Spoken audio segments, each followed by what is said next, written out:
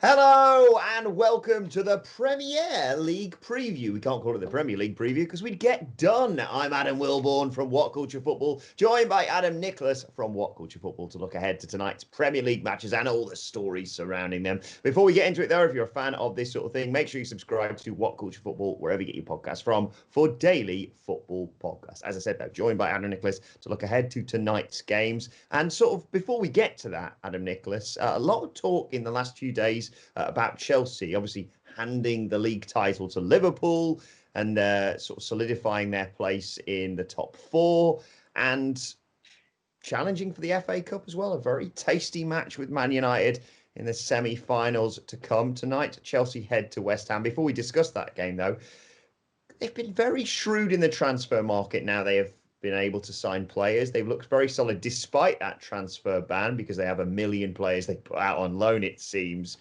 So my question to you, with all this talk of Liverpool and Manchester City for next season, Adam Nicholas, could Chelsea be a surprise title challenge next year, do you think? I don't even know if there'd be a surprise at this point because you've got a young team there who's spent the majority of the season kind of gelling together. But ultimately, it didn't take them very long, did it? Let's be honest. These young lads they brought in to fill the gaps from obviously the transfer ban where they couldn't add to the team have actually been like brand new transfers. I mean, Tammy Abraham, excellent. Mason Mount, excellent. Tomori at the back, excellent. Like, there's so many of them who come through and have delivered. It wouldn't surprise me at all. I saw Paul Mason, in classic Paul Mason fashion, said, in the next 4 years, they'll win the league, which feels like he has a safe-ish bet across 4-year gap. But, I mean, he's probably not wrong because they've got youth on their side and, like, Frank Lampard's ethos seems to be something the players are responding to, and they've made some really good signings already, and we're not even at the transfer window yet, really, technically. So they're kind of on the ball. Yeah, I did a thing about Manchester United yesterday with Gareth, and we talked about this spine of the side looking so good. And whilst, you wouldn't say right now on paper United are title challengers, with a couple of extra additions, you could easily see that side levelling up, especially obviously if they get Champions League football next year. You look at that team, like you say now, and how, like Pulisic, for example, performed in that Man City game. And then, as you say, the addition of Timo Werner, a player who I think most fans, if you'd have asked a few months ago, seemed set to go to Liverpool. He's an excellent addition, and it's not just the youth. They've got, huge amounts of experience. Cesar Azpilicueta, henceforth now known in this as Dave, is a sensational leader by the looks of things on the pitch. And yeah, just that across the pitch, like you say, those players you mentioned, and there's a whole host more, they just look such an exciting prospect. And, people like Loftus-Cheek returning from injury, yeah. I'm fascinated to see what's going to happen next season with Chelsea. Absolutely. And again, I think I've mentioned this before. Every time you talk about Chelsea, it means we get to also talk about how good this is for England, because all of these guys are young English players who've been given a chance to kind of prove themselves. And it's funny because Frank Lampard really has got the best out of players, and even seems to be getting some sort of improvement out of Ross Barkley as well, who's kind of been stuck at Chelsea right in the middle, in limbo, not really doing a great deal. He's even finding him a bit of form, which is, I mean, fascinating in itself. But I don't see why, with the team they've got and the additions they've made, plus sort of a year's experience this year from having been part of the Premier League together, I don't see why they couldn't push on and really be up there challenging. Now, arguably, if you're going to win or challenge for the Premier League, you need goals to come from all over the pitch. Obviously, look at Liverpool, Mane, Firmino, Salah. I mean, the list goes on and on and on. City obviously have not just Aguero, but Jesus, Sterling, De Bruyne. Again, I can just keep going there. But like you say, with Chelsea, they've got this base of Mount, Abraham, even Giroud, who I'll not hear a bad word against because he is gorgeous. But Timo Werner, a 20-25 goals a season minimum striker, could be that difference maker, couldn't he? That's what you want to add to your team, isn't it? You've already got good strikers who've done a decent job this year, I think, for Chelsea, adding Timo Werner into the mix. Despite how many people will probably say, well, it's not always proven, because look at him in the World Cup. He wasn't great in the World Cup at all, couldn't get into the games full stop. Would it be the same in the Premier League?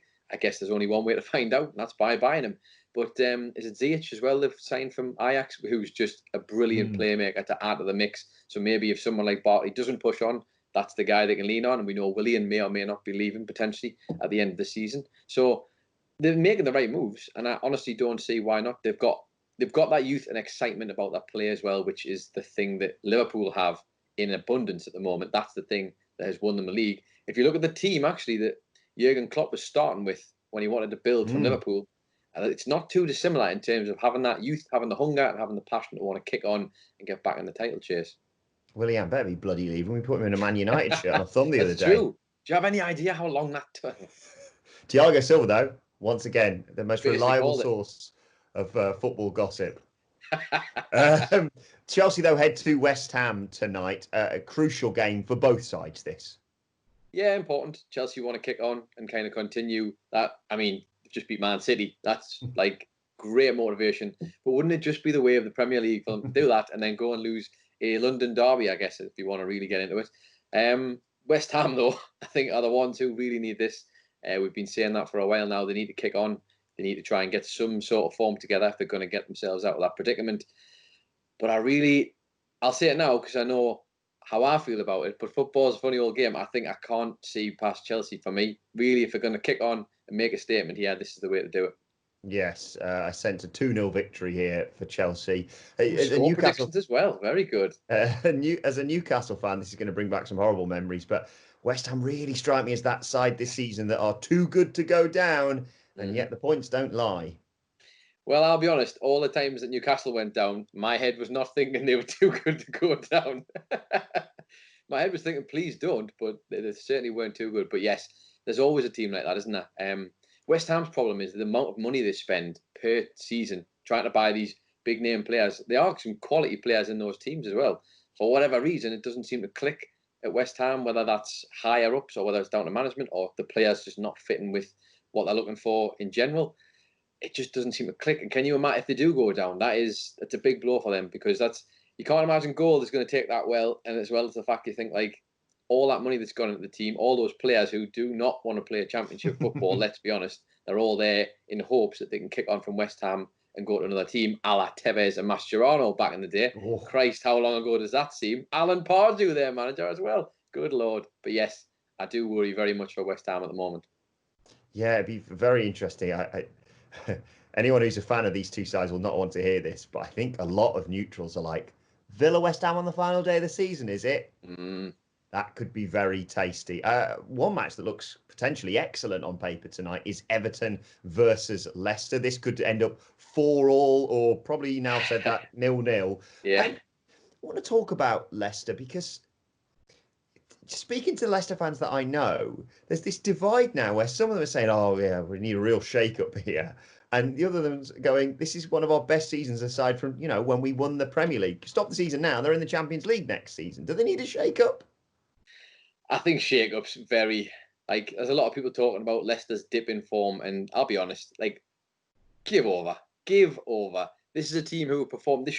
look where they are in the league and look at how consistent they've been throughout.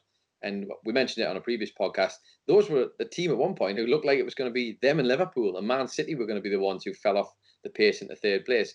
They've got a great team. They've got a great manager. They've got the players they've got are good enough to kind of come together. And yes, they might have a dip, and the restart hasn't exactly been super kind to them. Let's be honest. They've probably not achieved as much as they might have wanted to, but still, I mean, they've done amazing to get where they are. The position they're in, if they get Champions League football as well on top of that, I'm trying to put myself in those shoes. If I'm a Leicester fan, as a Newcastle fan, I'm thinking, I'd bite your hand off. You can lose the rest of the games this season for me, as long as they get to where they want to go. I don't care.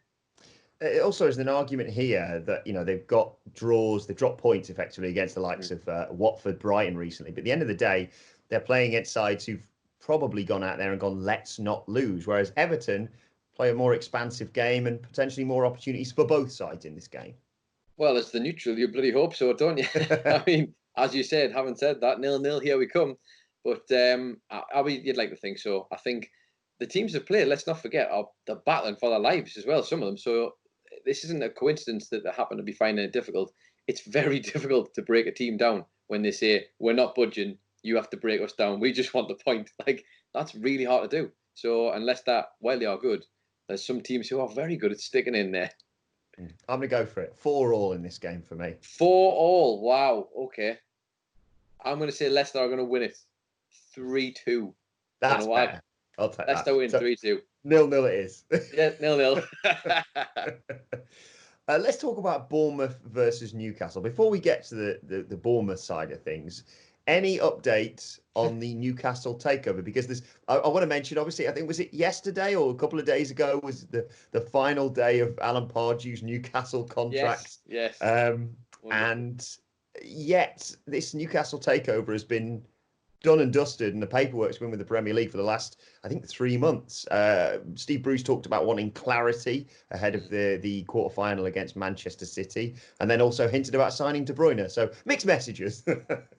Yes, Steve Bruce, the ultimate mind wizard that he is, the puppeteer. Christ, not a role I think he should play in the future. I'd like to be able to tell you there's a ton to push forward with this. A lot of people want answers because it's been 2 months. I think it's heading towards 3, though. That's the issue. It's uncertainty for everybody. Someone like Steve Bruce, I think he's recently been asked about it, kind of said he wants clarification because he wants to know, if you're a manager, it's about forward planning, isn't it? So he kind of can't plan forward if, one, he's not going to be there, or two, if he is going to be there, who's his squad going to be and what are they going to be looking to achieve? It's odd, this, because they've waited for so long. Ashley's waited for so long to get the correct bid, or whatever you want to call it. They've hashed this deal out, 300 mil, and it seems like we're waiting with the Premier League. They've said very recently it's shortly, it will be decided shortly, whatever that means. I don't know at all. That's what I say when people ask me how tall I am. I'm shortish. So, we could be waiting a little while yet. You hope it gets resolved sooner rather than later. I'll be fascinated to see, though, because if the new owners do indeed come in, what do you do with Steve Bruce? Like, do you keep him, or do you give him a chance? Because we saw it, I think it was like we've seen it in previous managers where new bosses come in, new owners come in, they're given a little bit of time, but really, unless they do something world class, they are going to get the chop. So the short version is TLDR. I have no idea what's going on with the Newcastle takeover, and I wish I did. Yeah, I think, again, from a neutral's perspective, you look at that and go, it's a done deal. I mean, obviously, there's issues with the Saudi backing of this deal, but it's not exactly going to be the first time there was someone with just a load of money and a dodgy background trying to throw money at a football club. And politically, there's an argument to be made, to get a bit political here at WhatCulture Football, that I'm not signing up for this. Yes, the government will probably want this because they want to obviously help their relationships with Saudi Arabia. But I suppose, being a Newcastle fan, you're eternally pessimistic about this. I mean, yes, but pessimistic for multiple reasons, I guess, because you think it's Newcastle. So even if I always look at Sheikh Mansour, who became the Newcastle first, the consortium that wanted to buy, ended up buying Man City. Sorry, they came to Newcastle first. We rejected them, and I always thought if they took over us, we would have been a major flop. We would have been that club, like when Blackburn got took over and had that. It was going to be the next big thing, the Venky's takeover, and it never went anywhere. That's what I imagine would happen in Newcastle. Obviously, with this, there's the added moral problems when it comes to the takeover bid that's being set for Newcastle.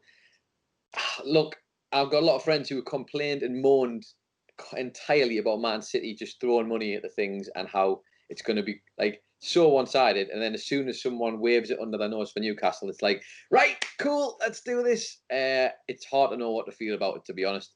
There's not a lot I can do about it, but I know for a fact there's a lot worse going on, and you've got to juggle it, haven't you? I know people, the joke is cans. Everybody get the cans and let's go and do it. But I don't know. I don't know where I sit with it yet. Well, I do. It's just not in the positive column, unfortunately. So I sense that those Newcastle fans would also be the ones going, well, it's only 80% Saudi.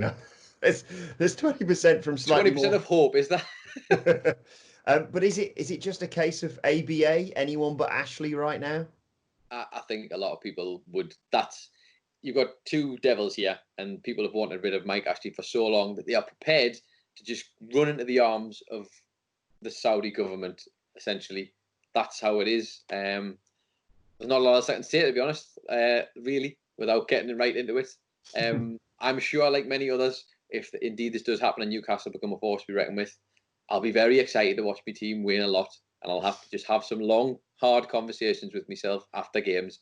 But I guess that's football for you. And tonight, Newcastle head to Bournemouth. This is without question a must-win for Bournemouth, spiralling down seemingly towards relegation. You look at their next few matches as well. Away at Manchester United, home against Spurs, home against Leicester, away at Man City, home against Southampton, and then away at Everton to close out July. They have to get a result here, don't they? They do.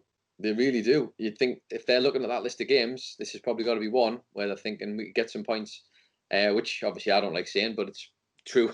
But yeah, I think across the board, now is the time more than ever. These teams are going to have to either put up or shut up, aren't they? It's not exactly rocket science at this point of the season. I do I fancy them? I don't know if I fancy them against us. I don't. We're such a hard team to predict because 1 minute I'm making jokes about how we're beating Aston Villa and we're going to be winning the league, obviously tongue in cheek, and then we're getting equalised against from the most bizarre headed goal at the front post that should have definitely been prevented by one or two of the players involved. But I am digressing a little bit. If I'm Bournemouth, yes, definitely. I'm looking at Newcastle thinking this could be a game to get some points from.